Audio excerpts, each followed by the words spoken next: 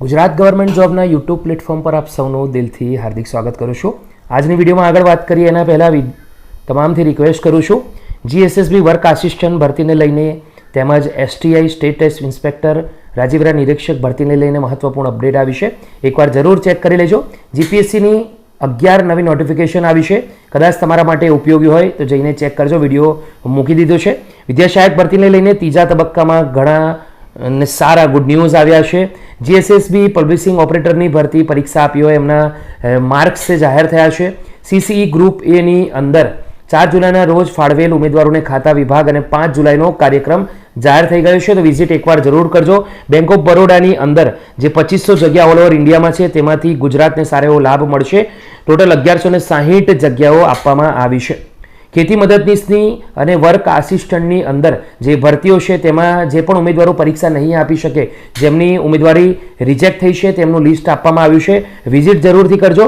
કાયમી સરકારી નોકરી આવી છે 14,582, પરંતુ એની ઓલરેડી એક્સપાયરી ડેટ આવી ગઈ છે. ફૂડ સેફ્ટી ઓફિસરનું રિઝલ્ટ આવ્યું છે. અમદાવાદ મહાનગરપાલિકાની અંદર 2500 જગ્યાઓ મંજૂર થઈ છે, જે આગામી સમયની અંદર ભરાશે. તો દોસ્તો તૈયારી ચાલુ રાખજો.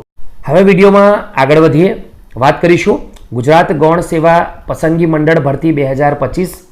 આ ભરતી જુલાઈ મહિનાની છે. તમારે ખાસ ધ્યાન રાખવાનું છે. આ વિડીયો લગભગ 8 થી 10 મિનિટનો બનશે. એનું કારણ છે આ ફ્રેશ અને નવી ભરતી છે. સંપૂર્ણ જાણકારી આજની વિડીયોમાં તમને મળશે, તો અંત સુધી જરૂરથી જોજો. જીએસએસબી તરફથી આજે ભરતી આવી છે તેનું નામ છે ટેકનિકલ આસિસ્ટન્ટ વર્ગ 3, જેનો જાહેરાત ક્રમાંક છે 319. વર્ષ 2025-26ની આ ભરતી છે. વિગતવાર સૂચનાઓની વાત કરીએ તો ઓજસ પર આ ભરતીની અપડેટ મૂકવામાં આવી છે અને સાથે સાથે ઓજસ પર પણ આ ભરતીની અપડેટ મૂકવામાં આવી જશે. આ અપડેટ તમને બપોરે લગભગ 2 વાગ્યાથી મળશે, કેમ કે ટેકનિકલ આસિસ્ટન્ટની આ ભરતી આજે 5 જુલાઈથી ભરાવાની શરૂ થશે. તો 20 જુલાઈ સુધી તમે આ ભરતીની અપડેટ મેળવી શકશો અને ફોર્મ અને ફી તમે ભરી શકશો. આ ભરતી ગૌણ સેવા પસંદગી મંડળ ગાંધીનગર દ્વારા ઉદ્યોગ અને ખાણ વિભાગના નિયંત્રણ હેઠળ જે કમિશનર શ્રી કુટીર અને ગ્રામોદ્યોગની કચેરી આવે છે ગાંધીનગર હસ્તક, તેને લગતી છે. ટેકનિકલ આસિસ્ટન્ટ વર્ગ 3ની ઓજસ પર આ ભરતીના ફોર્મ તમે લગભગ બપોરે 2 વાગ્યાથી ભરી શકશો. એ બાબત તમારે ધ્યાન રાખવાની છે. અરજી કરવા માટેની વિગતવાર સૂચના સહિત આ સમગ્ર જાહેરાત દરેક ઉમેદવારે પ્રથમ ધ્યાનથી વાંચી લેવાની છે, જેમ આપણે વાત થઈ. જીએસએસબીના ઉપર આ વેબસાઇટ પર આ અપડેટ મૂકવામાં આવશે, ત્યારે તમારે જોઈ લેવાનું રહેશે. એસસી, એસટી, એસએબીસી અને દિવ્યાંગ ઉમેદવારોએ તેમને લાગુ પડતા દરેક ડોક્યુમેન્ટ રેડી રાખવાના રહેશે.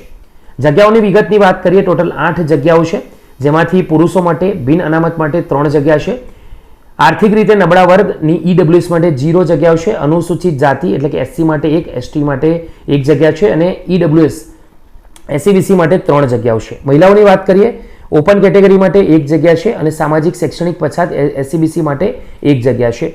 દિવ્યાંગ ઉમેદવારોની વાત કરીએ તો શારીરિક અશક્ત દિવ્યાંગ ઉમેદવારો માટે ફક્ત 1 જ જગ્યા રહેશે. હવે દિવ્યાંગ ઉમેદવારોમાં આ 1 જગ્યા જે કેટેગરી અહીંયા દર્શાવવામાં આવી છે બી કેટેગરીમાં જે આવે છે દિવ્યાંગ ઉમેદવારો માટે, એમની માટે રહેશે. એ ઉમેદવારોએ ખાસ ધ્યાન રાખવાનું છે, જેમાં બધિર અને ઓછું સાંભળનાર ડી અને એચએચ જે ઉમેદવારો છે તેમને આનો લાભ મળવાપાત્ર છે.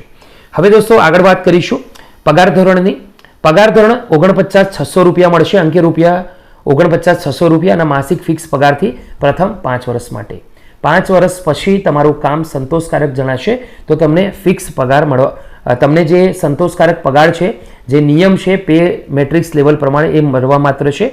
અને આ જે પગાર છે જે મળવાપાત્ર છે તે 7મા પગાર પંચ મુજબ 39,900 થી 1,26,600 લેવલ 7 પ્રમાણે મળવાપાત્ર રહેશે. ઉમેદવારોએ બાબત ધ્યાન રાખવું. રાષ્ટ્રીયતા એટલે કે ભારતનો નાગરિક હોવો જોઈએ. અન્ય જોગવાઈઓ 1967ના નિયમ 7 મુજબ રહેશે. વય મર્યાદા 20 જુલાઈ 2025ના રોજ ઉમેદવારોની એજ 18 થી ઓછી અને 35 થી વધારે હોવી જોઈએ નહીં. ઉમેદવારોએ આ બાબત ધ્યાન રાખવાનું છે.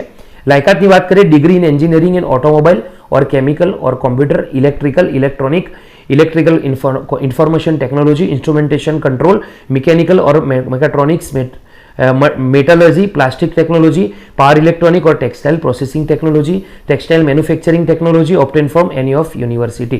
આ બાબત ધ્યાન રાખવાનું છે. અથવા ડિપ્લોમા કરેલું છે. આ ઉપરના તમામ જે ડિગ્રીની વાત કરી તો પણ ચાલશે. દોસ્તો આ બાબત તમારે ખાસ ધ્યાન રાખવાનું છે. આ ભરતીના અંદર બેઝિક નોલેજ કોમ્પ્યુટરનું હોવું જરૂરી છે. એડ્યુકેટ નોલેજ હોવું જોઈએ. ગુજરાતી, હિન્દી અને કોમ્પ્યુટર બેઝિક નોલેજ હોવું જરૂરી છે. આ ભરતીની અંદર નોંધ લખી છે કે ઉપર દર્શાવેલ સંવર્ગના ભરતી નિયમોમાં નિયત થયેલી શૈક્ષણિક લાયકાતના અગત્યના મુદ્દાઓનો અરજી પત્રકમાં સમાવેશ કરવામાં આવેલ છે, પરંતુ આખરી પસંદગી સમયે ભરતી નિયમોમાં દર્શાવેલ શૈક્ષણિક લાયકાતની તમામ જોગવાઈઓ ધ્યાનમાં લેવામાં આવશે. ઉમેદવાર જાહેરાતમાં દર્શાવેલ શૈક્ષણિક લાયકાતની તમામ વિગતો ધ્યાનમાં લે એના પછી જ આ ભરતી માટે અરજી કરે, તો એ બાબત તમારે ધ્યાનમાં લેવાનું છે. એજ લિમિટેશન છે, અહીંયા વયમર્યાદામાં છૂટછાટ આપવામાં આવી છે. સામાન્ય કેટેગરી મહિલા ઉમેદવારોને 5 વર્ષ, અનામત કેટેગરી પુરુષ ઉમેદવારોને 5 વર્ષ. અનામત કેટેગરી મહિલા ઉમેદવારોને 10, સામાન્ય કેટેગરી શારીરિક અશક્ત ધરાવતા પુરુષ ઉમેદવારોને 10 વર્ષ. સામાન્ય કેટેગરીના શારીરિક અશક્તતા ઉમેદવારોને 15, અનામત કેટેગરીના શારીરિક અશક્ત ધરાવતા ઉમેદવારોને 15 વર્ષની છૂટછાટ, અનામત કેટેગરીના શારીરિક અશક્તતા ઉમેદવારોને 20 વર્ષની છૂટછાટ અને મહત્તમ 45 થી વધારે એજ લિમિટેશન રાખવામાં આવશે નહીં. તો સામાજિક શૈક્ષણિક પછાત વર્ગ જેટલા પણ રિઝર્વ કેટેગરીના ઉમેદવારો છે તેમને જે ડોક્યુમેન્ટ રિઝર્વડ છે એમણે એ ડોક્યુમેન્ટ ઓરિજિનલ તમારા પાસે ધ્યાનમાં રાખવાનું છે. રમતગમતના ઉમેદવારોએ આ મહત્વની જે છૂટછાટ એ વાંચી લેવાની રહેશે, જેથી કરીને એક્સ્ટ્રા માર્ક મળે. વિધવા ઉમેદવારોએ અહીંયા જે હા અવશ્ય લખવાનું છે અથવા લાગુ પડતું નથી એ લખવાનું છે. જો તમે હા લખશો તો એ પ્રમાણે તમારે ડોક્યુમેન્ટ છે એ જમા કરાવવાના રહેશે. શૈક્ષણિક લાયકાત, એજ લિમિટેશન અને અન્ય લાયકાત અને જે અન્ય ઇમ્પોર્ટન્ટ ડેટ છે એ તમારે 20 જુલાઈને કટ ઓફ ગણવામાં આવશે. કોમ્પ્યુટરની જાણકારી છે ધોરણ 10 અથવા 12ના અંદર તમારે માર્કશીટમાં કોમ્પ્યુટર વિશે લખેલો હોવો જોઈએ. જો ના લખેલો હોય તો તમારે અન્ય જે કોર્સ છે તે કરેલા હોવા જોઈએ. અરજી કરવાની રીતની સંપૂર્ણ જાણકારી દોસ્તો તમને જે ઓજસની વેબસાઇટ છે તેના પર ભરવાની છે. ત્યાં ઇન્સ્ટ્રક્શન લખવામાં આવેલી હશે અથવા તો આ વિડીયોના અંતે તમને જે PDF ડાઉનલોડ કરશો તેને લગતી પણ માહિતી આપવામાં આવી હશે, તો એ બાબત તમારે ધ્યાન રાખવાનું છે. 5 જુલાઈ 2025 અને 20 જુલાઈ 2025 સુધી આ ભરતીના ફોર્મ તમે ઓજસ પર જઈને ભરી શકો છો. વધારાની જાણકારી તમને મળશે GSSBની ઓફિશિયલ વેબસાઇટ. તો આ તમારે દોસ્તો ખાસ ધ્યાન રાખવાનું છે. આગળ વધીશું. તમને અરજી કઈ રીતથી કરવાની છે શોર્ટમાં તમને દોસ્તો માહિતી આપી દઉં, જેથી કરીને તમને ઇન્ફોર્મેશન મળતી રહે કે અરજી કઈ રીતથી કરવાની છે. હવે દોસ્તો આગળ વધીએ અને ઇમ્પોર્ટન્ટ જે નોટિફિકેશન આપવામાં આવી છે આ ભરતીને લગતી, જો કે ટેકનિકલ ભરતી છે એમાં ફક્ત ટેકનિકલ ઉમેદવારો જ અરજી કરી શકશે. સંપૂર્ણ જાણકારી દોસ્તો તમને મળી છે. આશા રાખું છું કે આ માહિતી તમને ગમી હશે. પરીક્ષા પદ્ધતિની વાત કરી લઈએ તો પાર્ટ એના અંદર ટોટલ અહીંયા 60 માર્ક્સ છે અને પાર્ટ બીના અંદર ટોટલ 150 માર્ક્સ છે, એટલે કે ટોટલ અહીંયા 210 માર્ક્સની એક્ઝામ હશે. તો ઉમેદવારોએ આ બાબત ધ્યાન દોરવાનું રહેશે. ફરીથી દોસ્તો તમને કહું છું કે આ ભરતી છે એની સંપૂર્ણ ટેકનિકલ ભરતી છે. તો આ પરીક્ષાનો જે સિલેબસ છે, અભ્યાસક્રમ હશે એની સંપૂર્ણ જાણકારી ડિટેલમાં આપવામાં આવશે, પરંતુ એની માટે અલગથી એક વિડીયો બનાવીશ શાંતિથી, પછી ત્યારે તમારે જોઈ લેવાનો રહેશે. પરિણામની પ્રસિદ્ધિની વાત કરીએ તો સામાન્ય વહીવટ વિભાગના 8/11/2023ના ઠરાવ અનુસાર પરિણામ પાર્ટ એ પાર્ટ બી સ્વતંત્ર એટલે કે અલાયદું ન્યૂનતમ ગુણવત્તા ધોરણ ક્વોલિફાઇંગ સ્ટાન્ડર્ડ રહેશે અને 40% લઘુત્તમ લાયકાતી ધોરણ પ્રમાણે તમારે ગુણ ધરાવવાના રહેશે. એટલે પાર્ટ એના અંદર 40% માર્ક્સ જેમણે મેળવેલા હશે એ જ ઉમેદવારો પાર્ટ બીના અંદર જે લાયક ઉમેદવારો ગણી શકાશે અને પાર્ટ બીના અંદર ભાગ લઈ શકશે. તો એ પ્રમાણે ધ્યાન રાખવાનું રહેશે. નિમણૂકની વાત કરીએ તો આ જાહેરાત સંબંધમાં પસંદ થયેલા ઉમેદવારોની નિમણૂક માટે સરકારશ્રીના સંબંધિત વિભાગને મંડળ દ્વારા ભલામણ કરવામાં આવશે. તો એ બાબત તમારે ધ્યાનમાં રાખવાનું છે.